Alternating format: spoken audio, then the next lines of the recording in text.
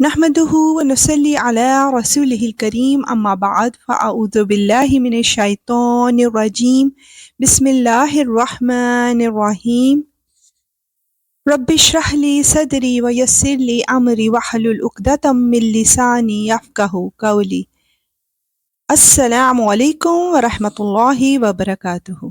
آئیے نبی پاک صلی اللہ علیہ وآلہ وسلم کے طریقے سے قرآن پاک پڑھنے کی کوشش کرتے ہیں۔ سورہ انعام کی آیت 106 to 108 میں چند اہم ہدایات بیان کی جا رہی ہیں۔ اے پیغمبر، تم پر تمہارے پروردگار کی طرف سے جو وحی بھیجی گئی ہے تم اسی کی پیروی کرو، اس کے سوا کوئی معبود نہیں ہے، اور جو لوگ اللہ کے ساتھ شرک کرتے ہیں ان سے بے پرواہ ہو جاؤ۔ اگر اللہ چاہتا تو یہ لوگ شرک نہ کرتے، ہم نے نہ تمہیں ان کی حفاظت پر مقرر کیا ہے اور نہ تم ان کے کاموں کے ذمہ دار ہو۔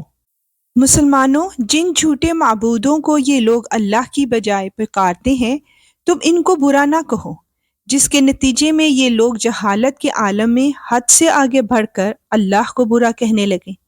اس دنیا میں تو ہم نے اسی طرح ہر گروہ کے عمل کو اس کی نظر میں خوشنما بنا رکھا ہے، پھر ان سب کو اپنے پروردگار ہی کے پاس لوٹنا ہے، اس وقت وہ انہیں بتائے گا کہ وہ کیا کچھ کیا کرتے تھے۔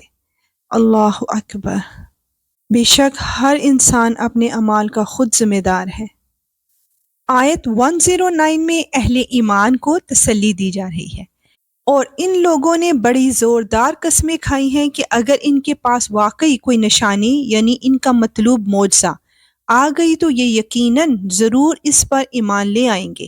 ان سے کہو کہ ساری نشانیاں اللہ کے قبضے میں ہیں، اور مسلمانوں تمہیں کیا پتا کہ اگر وہ معجزے آ بھی گئے تب بھی یہ ایمان نہیں لائیں گے۔ اللہ اکبر۔ آیت 100 میں ہم جانیں گے کہ حق قبول کرنے کی توفیق کیوں سلب کر لی جاتی ہے۔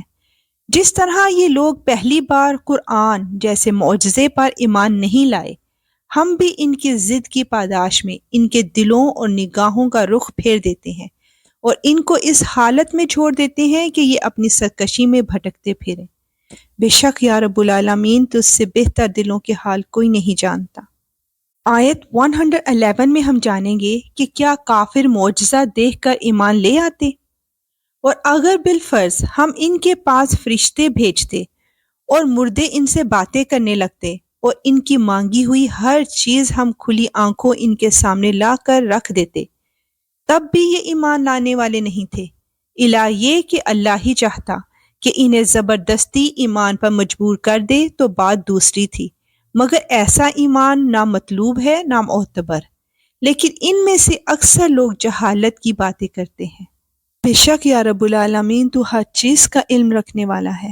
آیت 112 to 113 میں شیاطین کی خوشنما باتوں کا مقصد بیان کیا جا رہا ہے، اور جس طرح یہ لوگ ہمارے نبی سے دشمنی کر رہے ہیں اسی طرح ہم نے ہر پچھلے نبی کے لیے کوئی نہ کوئی دشمن پیدا کیا تھا، یعنی انسان اور جنات میں سے شیطان قسم کے لوگ جو دھوکہ دینے کی خاطر ایک دوسرے کو بڑی چکنی چپڑی باتیں سکھاتے رہتے تھے، اور اگر اللہ چاہتا تو ایسا نہ کر سکتے، لہٰذا ان کو اپنی افترا پردازیوں میں پڑا رہنے دو۔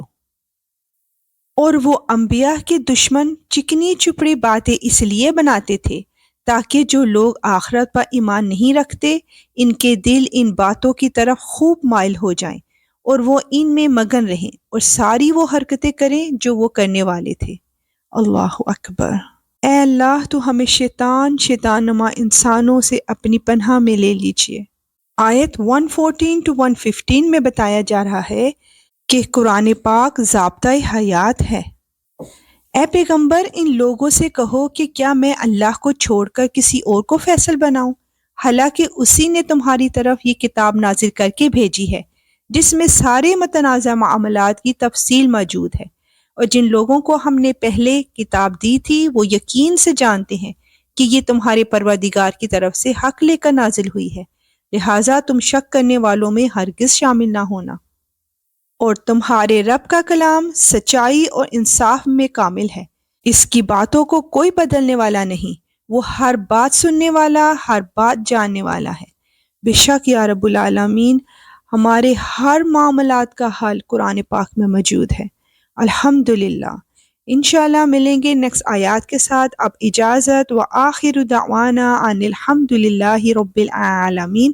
سبحانک اللہم وبحمدک، اشہد ان لا الہ الا انت، استغفرک واتوب الیک۔ السلام علیکم ورحمۃ اللہ وبرکاتہ۔